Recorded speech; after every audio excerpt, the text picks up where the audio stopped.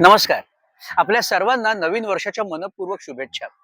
आशा आहे की हे वर्ष आपल्या सगळ्यांना सुखाचं, समाधानाचं आणि भरपूर आणि उच्च फ्रिक्वेन्सीच्या हीलिंगचं जावो. तर मंडळी, या नवीन वर्षात आपल्यासमोर हीलिंग संदर्भातले वेगवेगळे विषय घेऊन येतोय. जे काही हीलिंग संदर्भातल्या बेसिक गोष्टी आहेत, त्या आपल्यासमोर छोट्या-छोट्या रील्सच्या माध्यमातून मांडायचा प्रयत्न आहे. आणि सुरुवात करतोय ती सप्तचक्रांपासून. सप्तचक्र म्हणजे काय? तर आपल्या शरीरामध्ये 7 एनर्जी सेंटर्स असतात, ज्याद्वारे आपण ब्रह्मांडाशी, ब्रह्मांडीय ऊर्जेशी म्हणजेच युनिव्हर्सल एनर्जीशी कॉन्टॅक्ट करू शकतो.